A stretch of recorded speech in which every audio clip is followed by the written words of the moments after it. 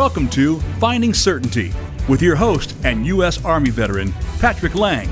Over the next hour, you'll learn from Patrick and his expert guests how to attract more certainty into your business and your life. Now, here is your host, Patrick Lang. Welcome to Finding Certainty. It's our favorite day of the week. I don't know about you, but I look forward to Friday all week long, not just because it's the end of a long work week, but most especially because I get to join with you here on Voice America and talk about how we can create and develop more certainty in our lives.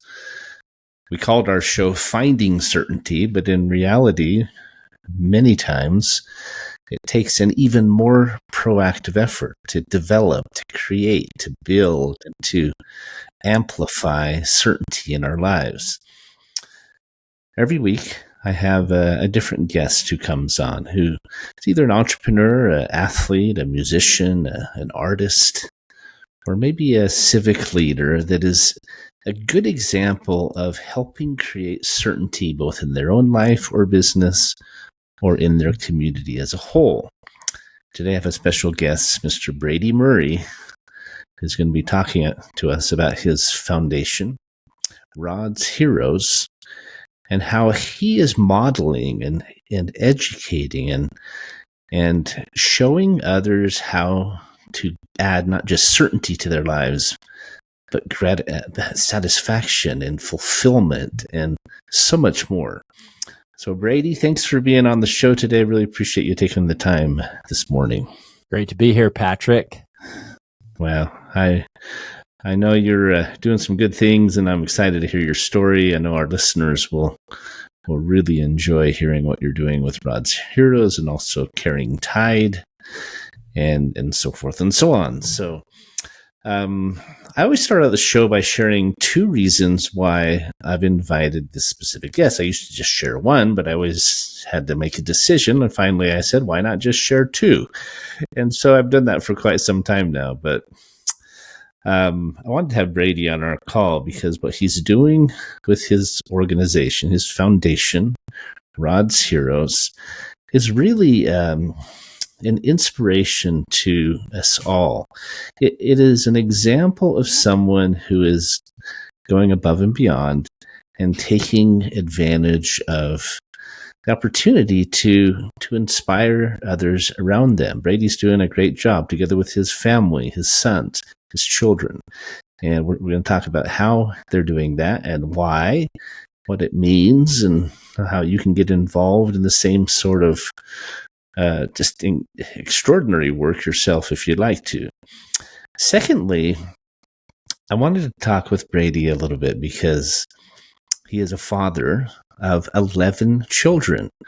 Many of those are adopted children. I come from an adoptive family myself. My brother and sister are both adopted. And I'm really looking forward to us digging into this topic as well a little bit, because whether it's working in your community, serving through your foundation, Brady, in your family, through your children, you're just a light to everyone around you.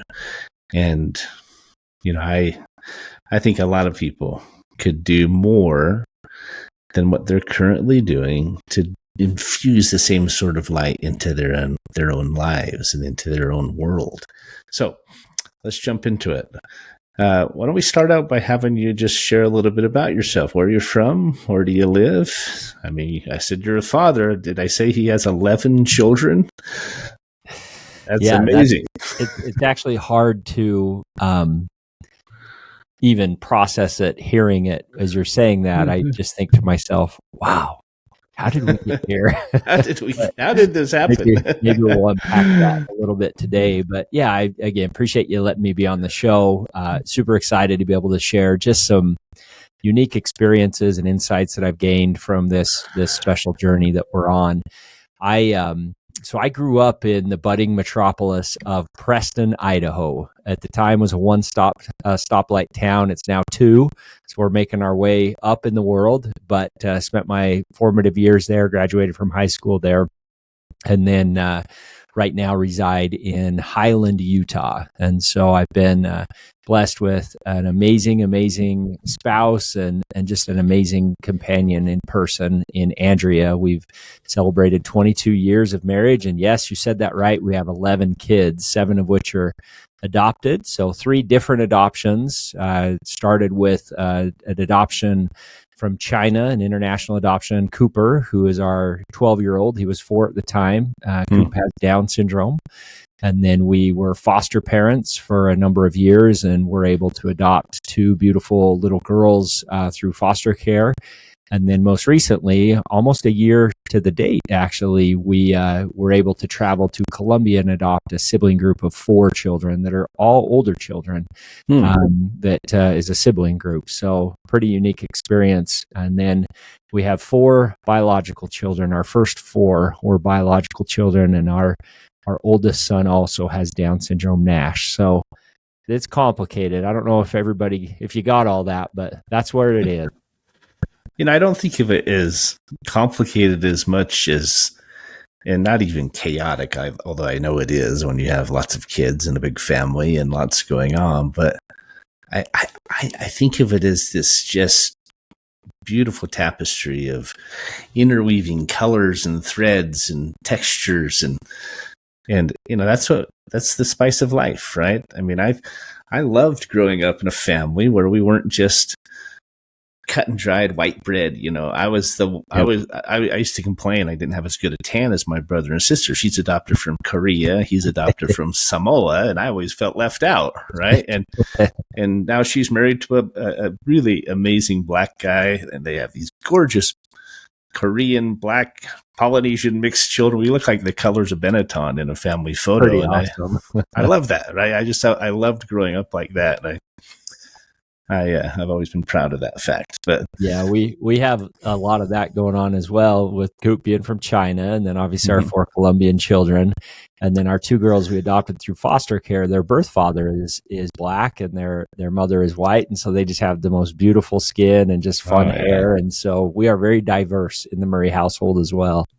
That's great. We've been referred to as the United Nations on more than one occasion, and you would probably qualify even more than us because you're twice the size. But that's fun.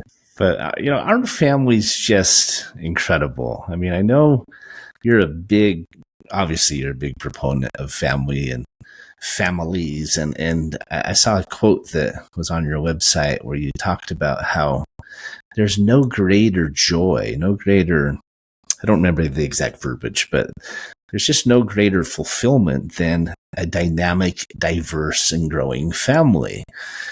And these days, a lot of people are choosing not to have children, or they're having 1 or 2 at the most. This concept of these big families is a kind of a thing of the past, and it's unfortunate. My wife is the oldest of 10 children. Right? She grew up on the Idaho dairy farm. My best friend's from Preston, Idaho, by the way. You may know him, but I like it. All roads cross through Preston somehow. That's right. So when you had your first 4 biological, what prompted you to consider adoption or foster care beyond 4? I mean, 4 is a pretty good number. A lot of people would think, hey, that's a great size for a family. Got 2 and 2 maybe, but yeah. What was the catalyst for you that made you start maybe looking beyond your nuclear family? So I believe in this concept of serving the pain that you know best. And I believe that life entrusts you with experiences, some of which you choose and other experiences you don't choose, but they do happen. And so if we look at this concept of these entrusted experiences and take it from the approach of these experiences are coming to us for a reason, they don't happen to us, but they happen for us, then that really is the premise behind really where all this started. And so in my story, I was actually born Brady Gomez, and my mother and my father divorced when I was just a baby. And so my mom later remarried when I was 4 to a man named Brady Murray, and he later adopted me when I was 13. And so Reed I grew up with Reed, with my father, who doesn't look a thing like me. I don't look a thing like him. We're very different personalities even, but he was my dad, and he cared for me, and he is my dad. And so I always honored that, and I respected that. I knew that that was a choice that he made. It wasn't something that he was forced to do. That was a choice that he made. And I wanted to I just felt that in my heart of wanting to pay that forward. And so fast forward a number of years, it's a beautiful experience. Actually, I have a wonderful relationship with my birth father and with my adoptive father. And so it really is the happiest of endings that you can imagine. But, I did grow up with Reed as my father on a day-to-day basis. And so when Andrea and I met, I actually spoke openly about my desire to someday possibly adopt, and I wanted to see how she felt. And she said, I love the idea. We absolutely should do that. And she just has a heart for that. And so it's kind of an interesting thing with Andrea. When she was just at a young age, 11 or 12, her great grandfather gifted all of the great grandchildren some money. And it wasn't a large amount, but to an 11-year-old, it was a huge sum. And he asked all of them, what are you going to do with this? And at this young age, she said, I'm going to go to South America and I'm going to start an orphanage. And so she had adoption on her heart as well. So even as a young girl, that's amazing. Definitely. Yeah, definitely. So there was like that foundation behind it. And after we had, 4 children, we felt on our hearts that we should probably, it was time. We wanted to explore. And honestly, to me, it was like, let's adopt one child. And I thought we would adopt a baby. That's just what I always envisioned. And I remember when we were talking about adopting at that time, Andrea had talked to me and said, Brady, what do you think about adopting a child that has Down syndrome? And that was not logical for me. And so our second child, Nash, has Down syndrome. We did not know that Nash had Down syndrome until after he was born. And that was a very, very emotional and very raw experience for me. And I wouldn't, fast forward now, Nash is 17. I wouldn't trade it for anything in the world. I consider Nash among my greatest blessings of my life, and Down syndrome among my greatest blessings. But at the time when we're contemplating adoption, Down syndrome and adoption was not a 2 + 2 = 4 equation. That didn't pass the logic test to me. Doesn't calculate. No. Just at first blush, at least, right? At first glance, it seems like adoption is already a seemingly big endeavor. Yeah. And adding a disability to it or a challenge like that, same with foster children, right? It's adopting foster kids, and you have the complexity of their families and their trauma, and you think, well, that's asking a lot, right? Yep. I'm looking forward to getting it. I know we're going to talk about why it's so worth it, but let's keep going. Yeah, and so in that circumstance, that was probably the first scenario where Andrea and I weren't necessarily on the same page. And it's not like it wasn't a source of conflict or anything, but that was not what I wanted to pursue when I thought of adoption. And for her, that was something that she just felt on her heart. And, Nash was 7 or so at the time. And he is a tremendous blessing to our family. And Andrea had seen how that had been a tremendous blessing. And we had been doing a lot of work advocating for children in need of adoption that have Down syndrome, but it just didn't seem logical to me. But that was the first time that I remember Andrea feeling strongly about it. And she was so kind and so just loving and just encouraging. And I wanted to honor her feelings. And so I took that to just my quiet place, if you may, for a number of weeks, and just really trying to decide and feel if that was something that we were supposed to do. And, in those quietest moments when you're able to really be in tune with what you feel like the right path is for your family, I felt in my heart that was what we should do. And that was super, super scary to embark on that path of adopting a child that has Down syndrome from another country. But that's what I felt like we were supposed to do as well. And so we went for it. Well, I love that you talk about going to your quiet place, whether that's the outdoors, the temple, your man cave, whatever it is, right? I think it's so important as we're trying to create certainty in our lives and in our paths, as we're trying to move the direction we feel drawn to and that we feel even pressed to follow. I think it's really important that we stop and listen and feel it out and weigh the pros and cons and pray and as you said, listen, right? I believe the Lord will guide us. He'll give us inspiration. Whether you believe in the universe, God, whatever the case might be, I have had too many experiences in my life where I have felt guided and led and responded to ever think that it's not real, right? Yeah. And so I really appreciate you mentioning that, because it's a key to finding certainty is utilizing that higher power and partnering in it. You talk about how these opportunities come to us, not just to us, but for us.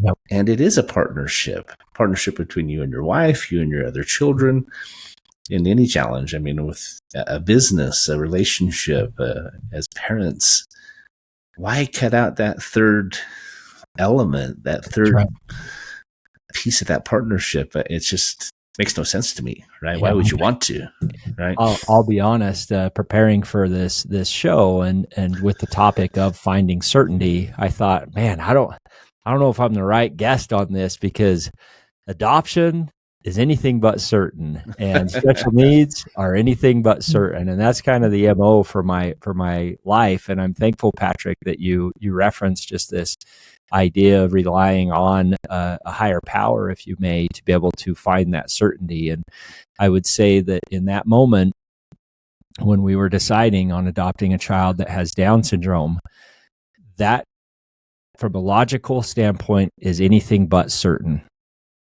Like, it's just, these kids will come with trauma. They come with their unique differences. They come from a different culture. There's uncertainty.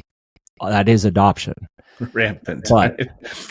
But the source of where that feeling came from and why we were feeling that is the most certain thing that we can rely on.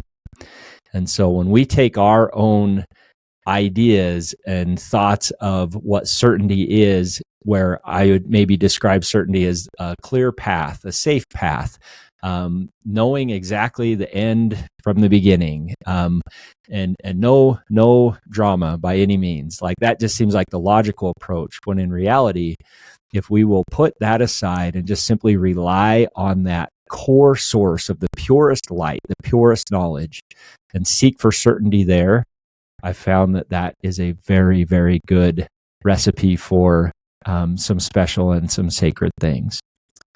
100%. You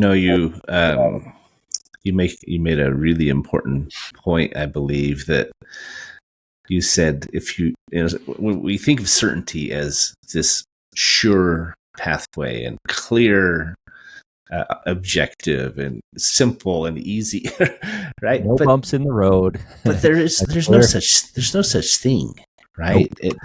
We think that adoption is more difficult, and it has its challenges. There's hurdles you have to go. There's growing pains and trust that needs to be built, and so forth and so on.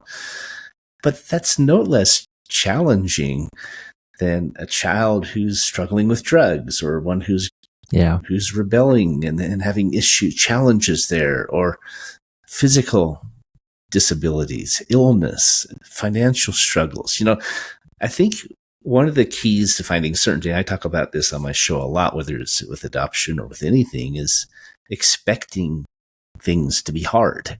Yeah. And when they do get hard, when you do hit the wall, don't question, what am I doing wrong? Or shake your fist at the heavens, or get depressed or discouraged, thinking you're getting an unfair slice of trial, right?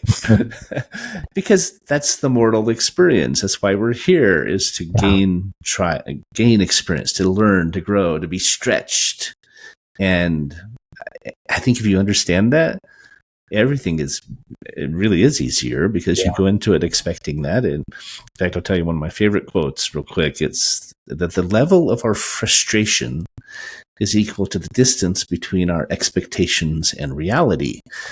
That's not to say we should lower our standards, but we should lower our expectations for a perfect, easy, bump-free road, because it does not exist. Yeah, that's a great quote. Anyway, so this is good stuff. I'm curious to know, Brady, as you've been an adoptive parent for how many years now? We adopted Coop in 2016, so 8 years. Okay, so you've been through a lot.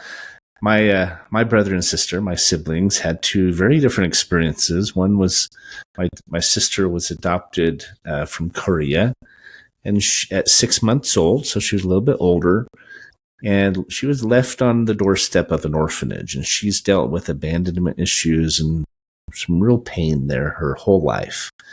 Where my brother was adopted, his mom was a teenager. She wanted him to have his own family, and she gave him up 3 days after he was born. We got him as a newborn.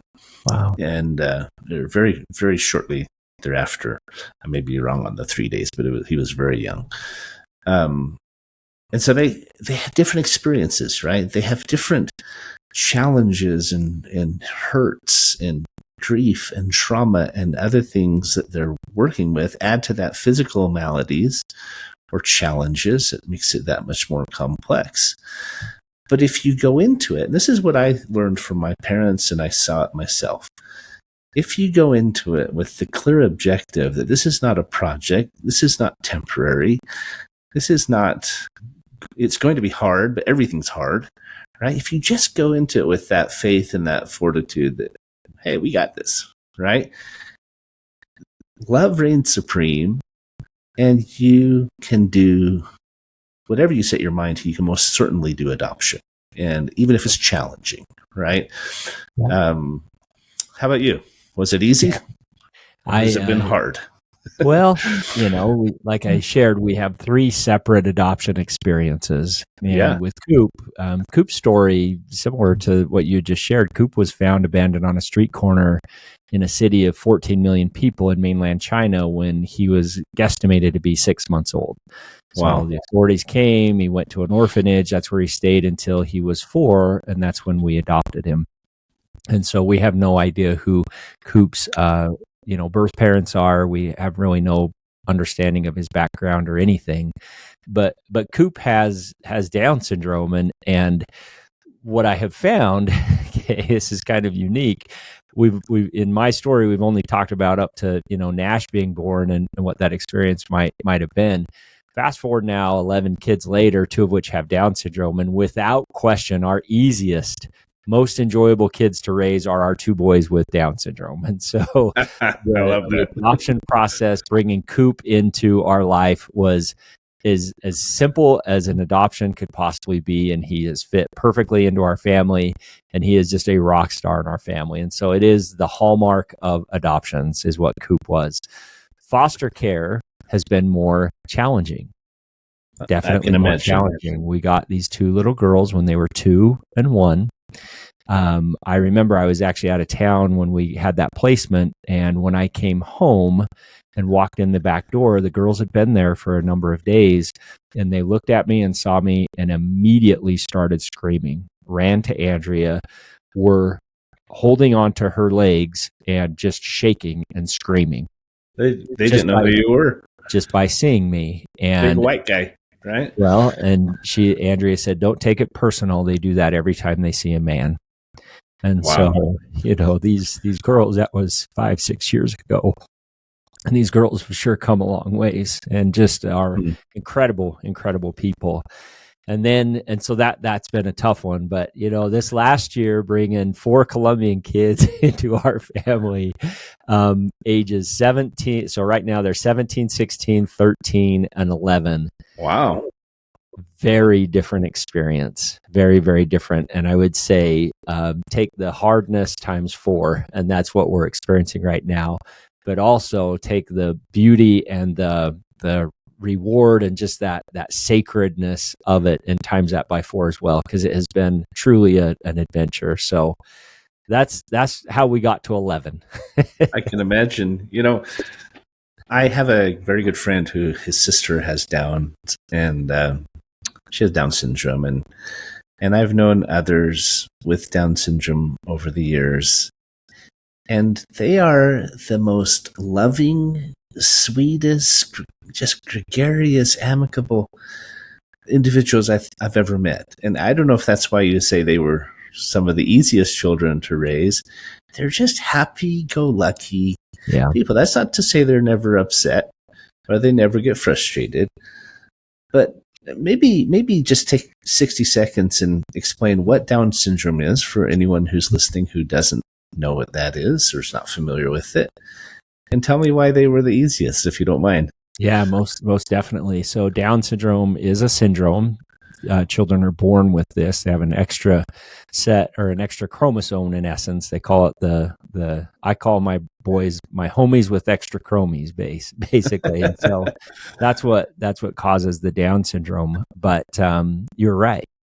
And my experience, not just with my boys, but with individuals that have Down syndrome, that there is something very, very special and unique about them, that there is an innocence and a purity and an ability to be able to love unconditionally that I've not seen in really anybody else. And that has been my experience with Nash and with Coop. Well, they're remarkable examples of that exact thing, characteristic. That's what I was hoping you would say, because that's been my experience, right? They have unconditional love Down, and it's just natural for them. They don't have to even work at it half the time. It seems to me it's just a gift that they have. The thing that they have is when you encounter somebody that has Down syndrome and you interact with that person, they are not judging you. You don't have to be somebody that you're not. You can be yourself, because they see you immediately as your best self. In their eyes, you are exactly who you would hope to be. And that brings out the best in us. And that really is the gift. That is the superpower there. So admit it, it's because you're a rock star when you're with them. That's what you like about it, right, Brady? Come on. Well, I know that when I'm with them, I'm not Brady. I'm Nash and Cooper's dad, which I am perfectly fine with. There you go. That's an interesting point, because isn't it so true that we're always trying to develop credibility or be respected or seek approval? I mean, whether it's with our children, our coworkers, neighbors, whatever. But your Down syndrome children and others with that syndrome, they just love you. They see the best in you. It's like they are in embryo. They're perfect examples of our Savior Jesus Christ, and I love that. So, I want to come back to your sibling group from Colombia. That's a whole other topic there. But before we go there, why else do you say that they're the easiest children? Is it because they're so happy and so positive and they see the good, or are there other reasons why you say they've been the easiest children to raise? They're the most compliant. And so I do want to say there's probably some families out there that have kids with Down syndrome that might hear this, that might feel differently. And so I wouldn't want to make this as a blanket statement for all kids with Down syndrome, individuals with Down syndrome, but it's just the innocence level. They're innocent and they have no guile and they hold no grudge. They hold no malice. And they truly are just an individual that is here and are bringing light and joy in our family. And when they do get grumpy, it's cute how they get grumpy, or when they do become upset at something, it's cute how they become upset at something. And so it's just pretty difficult to be able to ever be upset with Nash and Coop. Yeah. I've found that they teach me a lot about how I should approach conflict or frustration or impatience or whatever the case might be, because there's such good examples of taking it in stride and letting it, water off a duck's back. Yep. They might get their feelings hurt. They might get upset at times, but like we all do, but it's like they forget about it the next minute. That's right. They let it go, right? That old Disney song, "Let It Go." Yep. Right. And it's just such a great example. I think it's also a principle for developing certainty in our lives, is the ability to let go, to forgive and move on, and not be weighed down and encumbered by past hurts or offenses or misunderstandings or whatever the case might be. So it's a really interesting point, Brady. I totally agree with you, and I think it's a great example. Yeah, thanks. So I know you through your foundation, which we'll get to in a little bit later in the show, but I know you're a big proponent of families adopting children with disabilities and children with Down syndrome for all these reasons, I would assume. But I'm really interested to hear that story. But let's talk about your sibling group from Colombia. A couple of things interesting there that are, again, a little bit out of the norm. Yes. One is adopting a whole sibling group with multiple children. Not very many people do that. Two, adopting older children. Yeah. Especially teenagers, right? I mean, I had 4 teenagers at once several years ago. Mine are all grown up now. Our youngest is 18, but that's a big hurdle in and of itself, right? Yeah. Let alone someone who's from another country. I don't know how their English is or if they're working on that. No English. Yeah. I mean, tell me more. We, when this idea and when we found out about these kids, same pattern. Andrea felt like this is something we should consider. That wasn't just a no; it was like a hard no for me. Going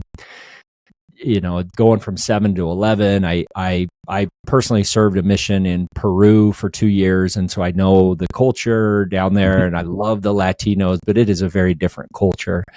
But same pattern. Andrea encouraged me to just seek a quiet place and take some time and see if this is something that we should do. And I did, and I counseled with Andrea, and she gave such tremendous insights. And just in those quiet moments, we both knew this is something that we should do. And that did not make it easy. It was about a year-long process to finalize the adoption. We went down there. We spent 27 days in Colombia with them, and then we came home. And this is a lot. Like, this is a lot to take on. These are 4 kids. They did not speak any English when they got here. Fast forward again, almost a year later, 3 of the 4 definitely are not doing great with their English. The youngest is doing really well with English, and the especially the older 2 are not doing great with English. You have in your mind that when children get adopted, you think of the movie Annie, and you think of how everything just like this is the greatest, biggest dream a child could ever have. And then imagine, they get to come to the United States and they have a mom and a dad that loves them now. And they have like all of this opportunity. And you just think that that's what that's going to be. And it's not. It's not. It's not their culture. It's not their home. It's not normal for them. It's not comfortable for them. And then they have 7 siblings now that they've never had before. Right.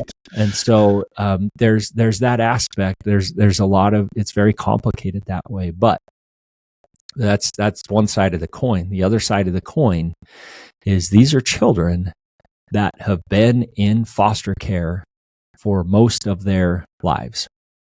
Mm-hmm. They have never known the love of a mom and a dad, a family. They've never known, they were in multiple different foster homes. Almost every year they were changing. And now they're in a place where they have stability. They have a family that loves them. They have opportunity.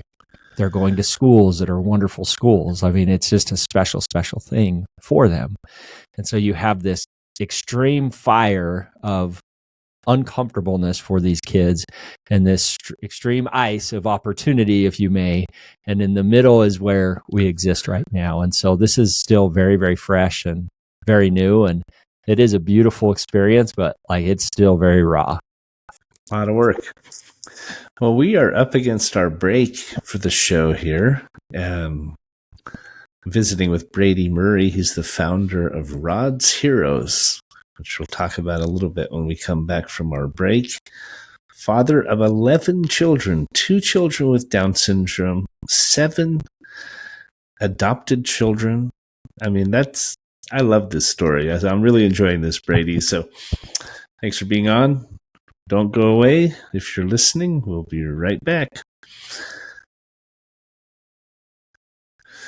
So I was going to ask you if you speak Spanish. I do. Glad to hear that you at least have that advantage. If you didn't, it would be for me for good or bad. Yeah, man. It's I served a mission in Rome, Italy, so I speak Italian, and then bastante bien español. I'm working on it. I live in Henderson, Nevada, and so there's a lot of opportunity to speak Spanish. Obviously, it's a really important language these days. But definitely. But wow, I've talked with my wife about adoption. We have 5 children, 18 to 26. One of my hesitations is to adopt a baby and start all over again another 20 years ahead, where we're looking forward to missions and things like that. But I like the idea of a sibling group, and I've mentioned that to her.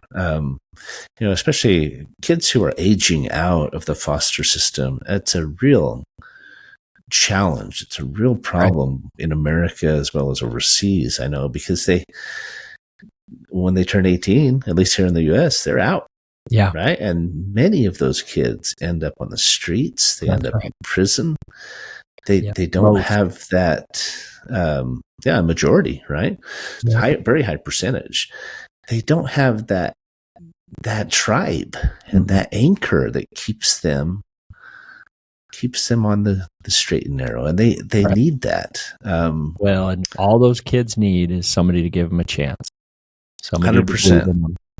And when a family answers the call to adopt, in particular an older kid, that's that kid's chance. And it comes as a Hail Mary for them, because 99% of them don't get adopted. But that 1% that does, that is a generational impact when a family answers the call to adopt a child that's older. Is it that high, 99%? You've got most kids in foster care are not getting adopted. And so you've got just over 100,000 kids a year that are aging out and not being adopted. That's actually not true. It's closer to 20,000. 100,000 are eligible for adoption. Okay.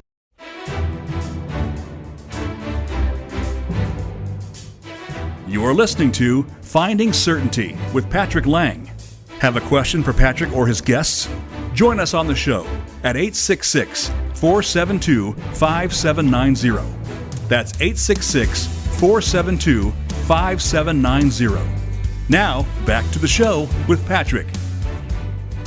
Welcome back to Finding Certainty. I'm visiting with Brady Murray. He's the founder of an extraordinary foundation named Rod's Heroes.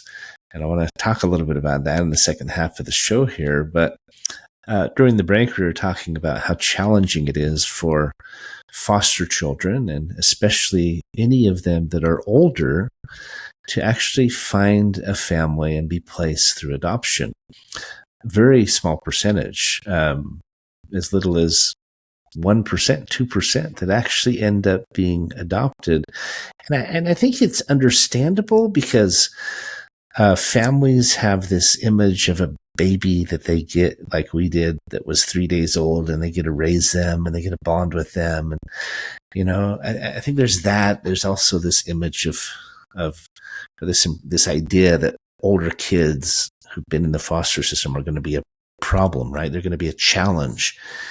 My business partner, Frank Hellring, is very passionate about this topic. We've talked at length about starting a foundation focused on helping kids who are aging out of the foster system and creating internships together with companies around town to give them opportunity and creating Thanksgiving dinners and so forth and so on. Even if they don't end up with their own family, at least they have a community, right? At least they have a tribe, as I like to say. But what's the solution, Brady? I mean, it's such a small percentage, and it's a percentage that we have got to increase. Yeah. Is it just education? Well, from my perspective, just take the United States, for example. Right now, there's roughly 400,000 children in the foster care system. 100,000 of those are eligible for adoption. There are millions of families in our country that are able to answer the call to adopt. And when I say able, they have a stable home environment, they have stable jobs, they have the ability to be able to answer that call. Mm-hmm. And so really it's just bridging that big gap and being able to see and help these families to be able to understand what a tremendous blessing this is, not just for the child, but also for the family. I have a hard time believing that there are any children out there that don't have a forever family out there waiting for them. Like, just in my heart of hearts, I can't actually believe that. And so really it just comes down to this concept of there are no unwanted children, just unfound families. And so it's the idea of marrying this to and inspiring more families to be able to answer the call to adopt. It's ultimately just giving these kids a chance. I completely agree. Now, are you familiar with the movie that came out this summer called The Sound of Hope? Yeah, it's the story of Possum Trot. That's a very real depiction. I mean, that's a raw movie, and a very there's definitely some extreme scenes that are in there, but the emotion of it and that's a very real depiction of what foster care can be like, for sure, both good and bad. Well, what I love about that story, and anyone who's listening, if you're not familiar with it, I encourage you to look it up. It's the true story of Donna and Reverend W.C. Morton. They were the pastor and his wife of a church in East Texas, in this community where 22 families adopted 77 children from the local foster system. I mean, you mentioned a very important word a few minutes ago, Brady, and you said it is generational. Right? This is generational change. You're not just going to impact that child. You're going to impact their children, their grandchildren, maybe their biological families. I mean, the list goes on and on. So I love that story. If you haven't seen it, if you're interested in this topic at all, which I hope you are, yes, watch the movie. It's very powerful. Great movie. Yeah. So we could talk all day about your kids. You got a lot of them, but there's a lot to be said about them. And but let's talk a little bit about Rod's Heroes. Yeah. And I know it was built kind of because of Nash, right? He was the impetus to it. Do you want to explain what it is and why he's so central to it? Back to what I shared at the beginning, I just believe in this concept of serving the pain that we know best, and that life entrusts us with experiences for a reason. Life doesn't happen to us, it happens for us. And so when I became a father of a son who has Down syndrome, I leaned into it. Andrea and I both leaned into it with all our hearts, and that led us down a path of learning what happens to children that have Down syndrome in many developing countries, that they are abandoned, that the families abandon them, and that they go to an orphanage to where they will stay for the first typically 5 to 6 years of their life, and then they're oftentimes transferred to an adult mental institution around that age 6 or 7.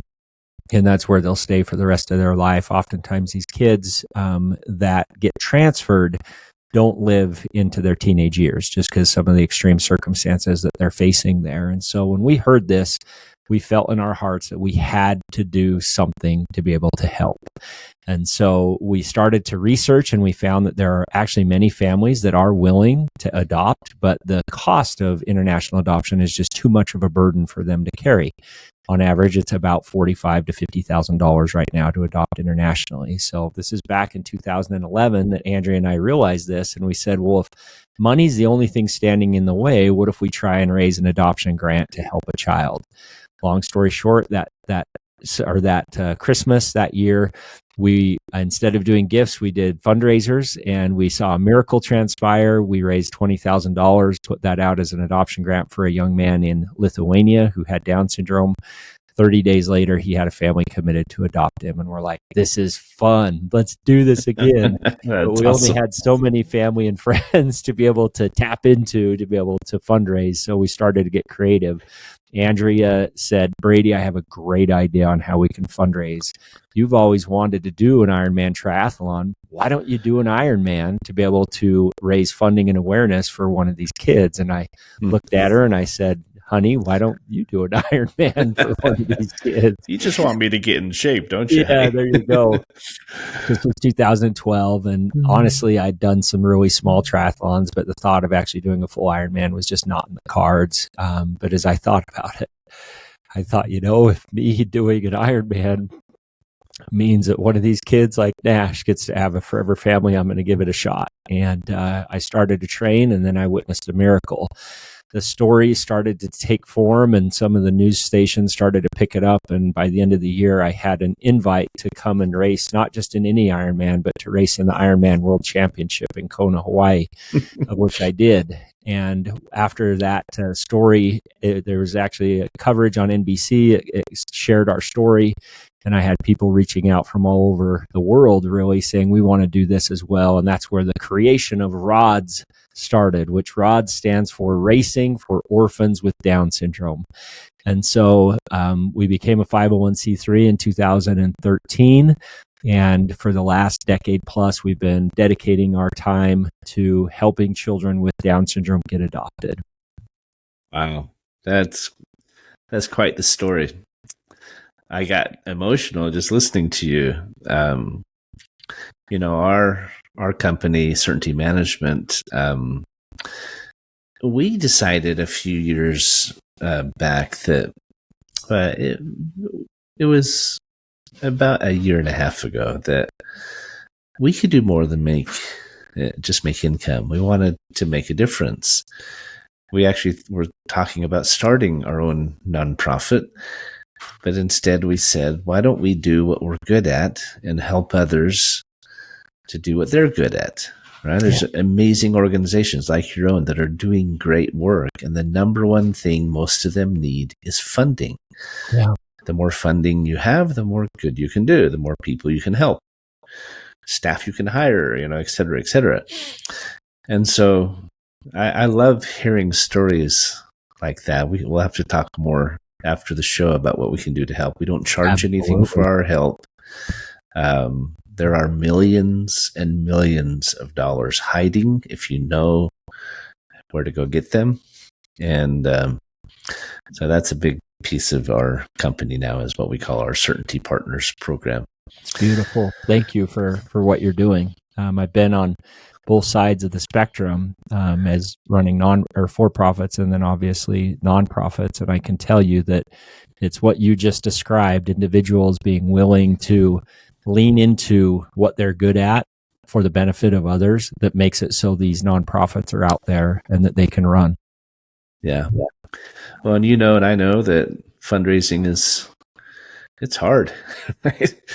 It's exhausting. I talked to a lot of nonprofits and a lot of fundraisers who are, if not tired, they're even burned out on trying to raise money, and especially coming off of the heels of a global pandemic and so forth and so on. So there are ways that you can access funding at zero cost, unlimited funding, residual funding that can help you anyone out there, if you're listening, help your church, your school, your foundations to do more.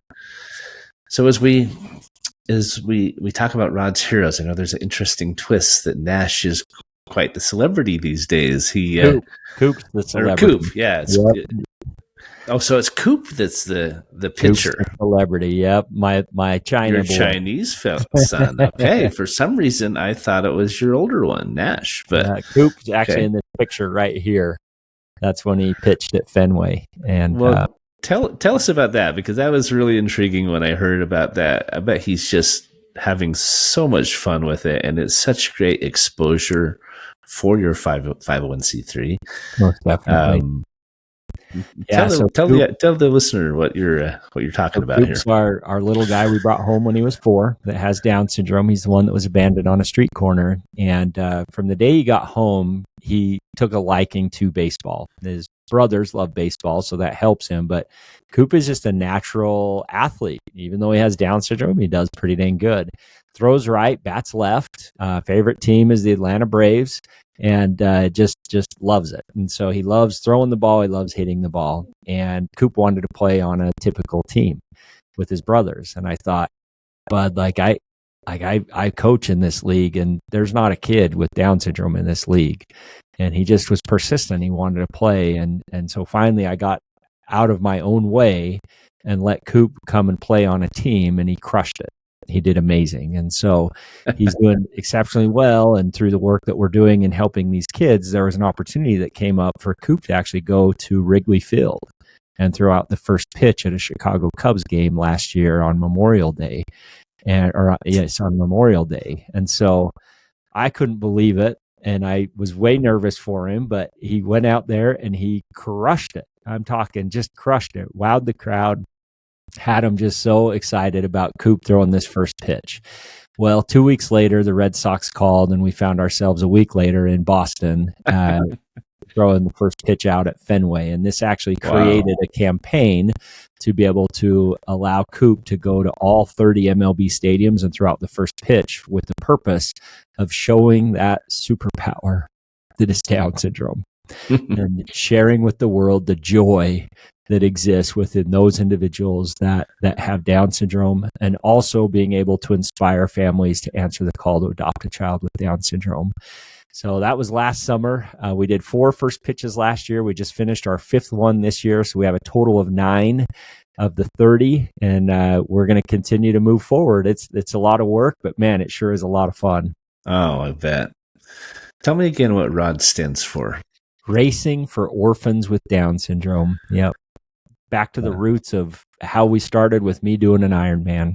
I love that. Well, I love this story, Brady, and what you're doing with your sons and your children, what you're doing with your foundation. It's such a great example of not letting our challenges, our hurdles in life get us down, right? Coop said, I want to play baseball. You might not think I can. People might not think I can, but I believe I can.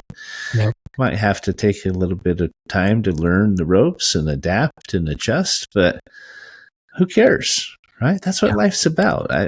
One of my very favorite words, it's a great certainty word, is the word recalculating. Right? Yeah. We hear it all the time on our GPSs as we're trying to find where we're going, but it applies in our lives too. It does. We run into a hurdle, run into an obstacle, we recalculate, we back up, reassess, and maybe you have to take a turn and maybe even backpedal a little. Maybe turn around and go back, flip it, take a U. We've all had to do that. But I love what you're teaching your children and teaching the world about how we too can recalculate in our lives. And if we take some of these kids with us, and then even if you don't adopt, if you just involve them in your life, get to know them, maybe be a foster parent to start, try it out, and explore the opportunity, you may find that it is that piece that's been missing in your life. I would share that I shared in the beginning that this adoption journey was not logical. It was not something that passed the the smell test, if you may. It wasn't a 1 + 1 = 2. And now being on the other side of it, I can't imagine what my life would be like without it. And the experiences that we were having are very simply put sacred. And we would not be experiencing what we're experiencing if we didn't take courage in the face of illogical, unrational decisions to just have faith in that feeling that we felt in our heart. And I'm so glad that we did. Well, I really appreciate that. I think it's so important that we step out into the dark sometimes and do the uncomfortable, do what's hard, try it, right? Remember what's important, what's most important, and then listen to that still small voice that will guide you in your path and help you figure it out. I actually wore my U.S. Army hat today because I wanted to remember and pay homage to the victims of 9/11. It just happened this week. And so anyone who's listening, we're grateful for our country and for those who gave their lives, those who served that day. I'm a veteran. We're a veteran-owned company. It's very dear to us, and I wanted to remember. So, Brady, how do people get a hold of you, and how do they donate, help out, learn more? Yep, rods.org. Andrea and I also have a podcast called See the Miracle, where we share very intimately and openly about our adoption journey. We have over 100 episodes on that. But yeah, rods.org, and you can also find us on Instagram. Fantastic. If you're interested in learning about how to raise free funding for your nonprofit, visit us at certaintyteam.com. That's TEAM, M as in Major League Baseball. Brady, thanks for being on the call. I really appreciate it. And thanks, Patrick. Look forward to continuing the conversation. I'm excited to get to know you better, and hats off to you, what you're doing. Thank you, my friend. All right. Thanks for listening. Have a great weekend, guys. We'll talk to you next week.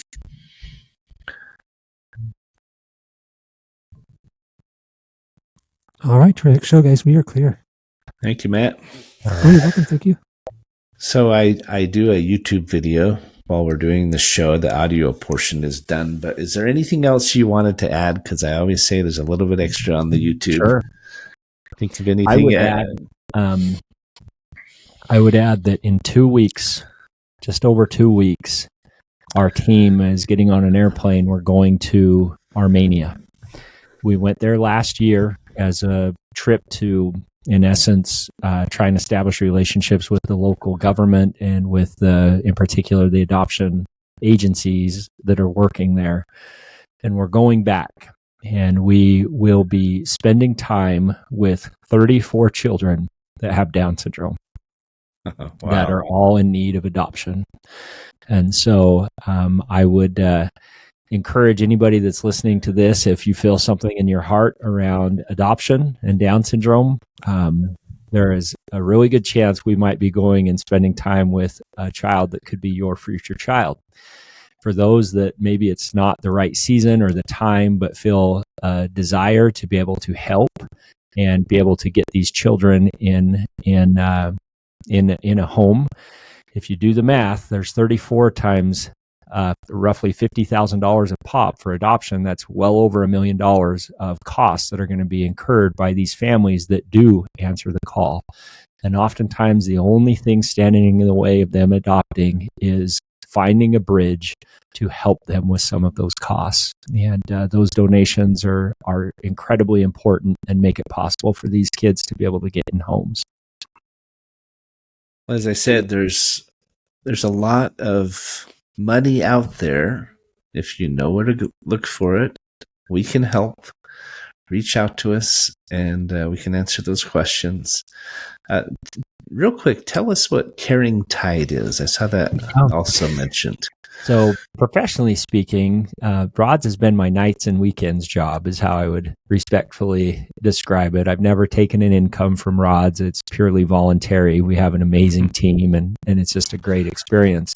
Professionally though, my day job is I'm a certified financial planner and I've been a CFP and a chartered special needs consultant now for 22 years. And so a large part, in fact, the majority of the families that I serve right now have a loved one that has a disability. And that's a very unique financial plan, if you can imagine, because when Nash and Coop get older and mom and dad finally pass away, they still have life ahead of them, but they are 100% dependent on mom and dad. And so there's a very unique side of planning that goes for these families entrusted with a loved one that has a disability. And CaringTide serves those families. So we specialize in serving families that have a loved one with a disability. That's great. Well, you're doing a lot of things, my friend. Probably trying to figure it out as you go along and making it up as you do. And it's like any business, right? Yep. It's like flying a plane with a herd of wild cats on the loose. They're all running around trying to figure out how to fly the plane and manage the cats. So it's pretty wild. And you just took your first lesson last week, right? I mean, that's right. That's right. Yeah, that's funny. You know, my mother-in-law, she had 10 children, all natural, no twins. And she often said, amid the chaos, obviously it gets easier as siblings get older and they can help out a little bit. But she said several times that as they were sitting at the table, she felt like someone was missing. And she kept feeling like that until they had 10 children. And then that feeling for her was finally satisfied. And it was a bigger family than they expected to have, but they'd never trade it now, right? They have such a really dynamic family, but just such a wide variety of personalities and strengths and careers and a bunch of grandchildren now. And I mean, we do a big family reunion every other year with them, and they all try to come, and it is chaotic and crazy and loud and just beautiful, right? For 3 or 4 days while we get together. And I think I would say the same thing to you. If you feel in your heart, if you're listening to this, do you feel like something is missing? Or do you feel like maybe not that something's missing, but are you intrigued enough to want to learn more? There's something to be said about giving of yourself in this way. And yet what's incredible about it, I know this from personal experience. I married a widow with 3 children, have 2 boys together, in addition to my siblings. You think that you're the one who's coming to their rescue, right? That you're the savior. I have a bit of a savior complex, but you're the one who's sacrificing and giving of yourself. And yet you get so much in return. You're in debt your whole life. You'll never catch up, right? It's just, and I don't know if you can really understand that until you start having children or actually go through adopting a child. It's not to say it's easy. Parenting isn't easy. Marriage isn't easy, but you get so much in return that is indescribable, right? It's unquantifiable. That's a great way to describe it, Patrick. That is exactly what my sentiments are and what my feelings are as well.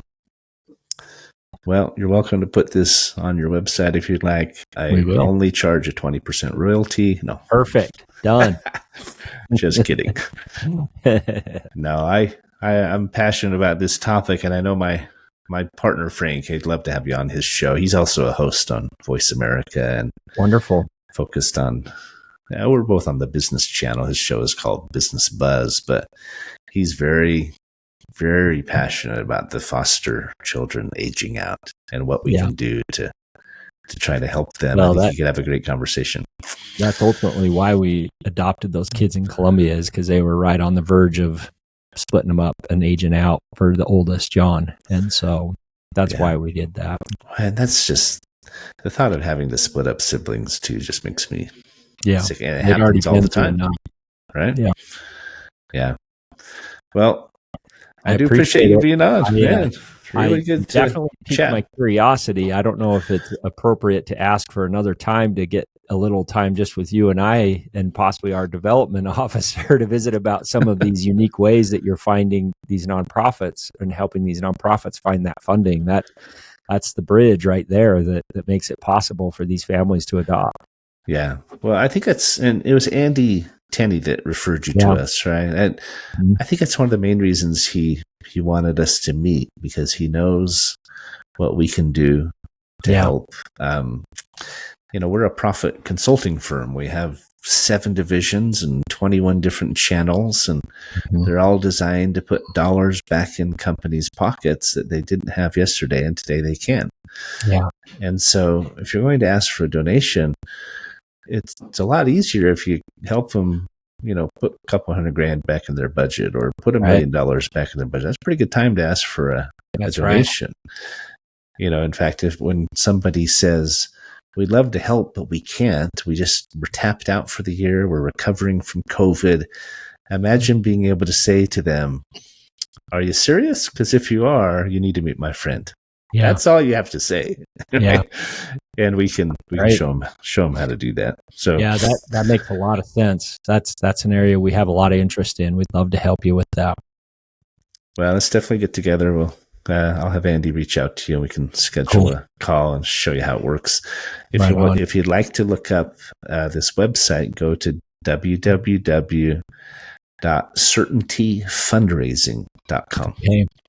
Perfect. And it shares some of our ideas. It's a new concept for us, but we just figured you never see a hearse pulling a U-Haul to the cemetery, right? And exactly right. We want to not just do business, but do good. And there's so many great organizations out there that's what they need. They need more funding. Right. And so that's right. Love it. All right. Well, my friend, thanks for having me on the show. I'm here as a resource in any way that I can be, and just really appreciate the work you're doing. Our pleasure. Look forward to getting to know you better. I'm glad Andy got us together, and I'm in St. George right now. My son is with me, and we're leaving to go fishing, actually, and as soon as I'm done here. So going to Quail Reservoir. They have bass and trout down there, so might get lucky. We went last year to Kolob Reservoir. Yep. And we slayed it. Green power bait about 3 feet off the bottom. That's awesome. You can't go wrong. Right. Yeah. So anyway, have a great weekend. It's really nice to talk to you, Brady. Yeah. Thanks, Patrick. We'll see you, bud. You too. Take care.